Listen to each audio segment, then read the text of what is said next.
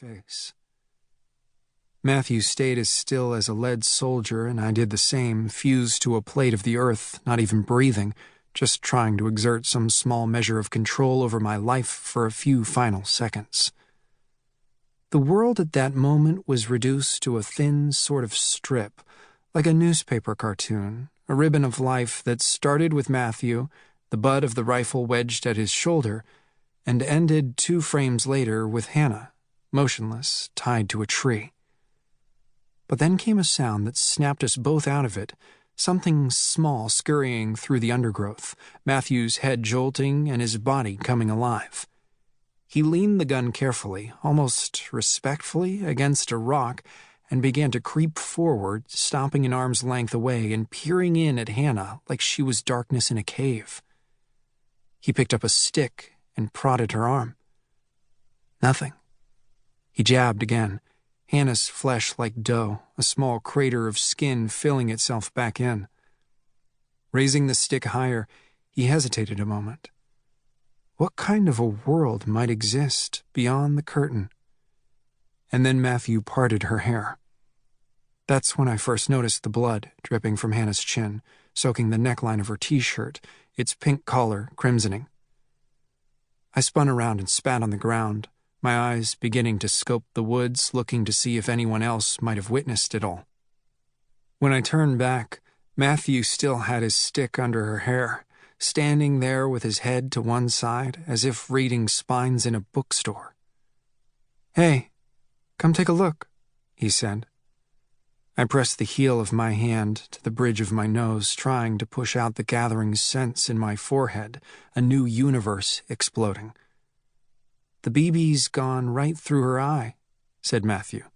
"Straight into her brain. She's stone cold dead." I couldn't rub my forehead hard enough to make the pressure go away, so I started to hit myself instead. Thump, thump, thump. Still to this day, the heel of my hand fits perfectly into the hollow between my nose and my brow. "I said come here," said Matthew, turning to me. "We haven't got the whole damn day, Tricky." It was only Matthew who called me Tricky. To everyone else, I was Patch or Patrick, or sometimes Patty or Patty Boy to my dad. But Matthew was Matthew to everyone, me included. He'd never let you shorten his name. Would even correct adults if they tried on a Matt or a Matty to see if it fit.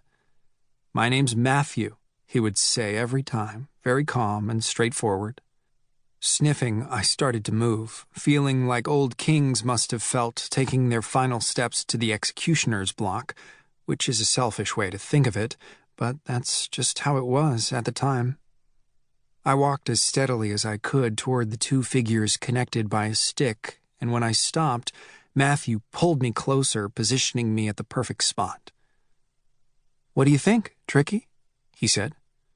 Swallowing hard, I ran my eyes along Hannah's measled arms up to the circle of rope burn like a choker around her neck. And then, not turning to face her, but with grimacing eyes, I peeked beneath Matthew's stick. There was nothing but blood and mess, and some of the blood was already congealing. Blackness and wetness and skin. Hannah's left eye socket looked like it was housing a dark, smashed plum. "Yeah," I said, trying not to cry. "She's dead."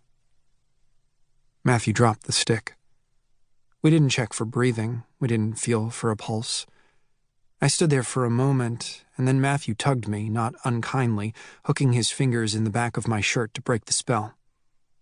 We didn't make the sign of the cross. We didn't pray for her soul. There are layers of rock piled high everywhere in the Swangam Mountains like stacks of pancakes. Our failures were mounting as well. We didn't even cut her down. I don't know what an ideal childhood is, but I know until that Wednesday, one hot yellow day of 1982, I believed I was living it. Believed my parents were happy, that I was growing up in the best place on earth, probably still believed in ghosts, UFOs, tarot cards, and the purity of Major League Baseball. My hometown was Roseborn, 90 miles north of New York City.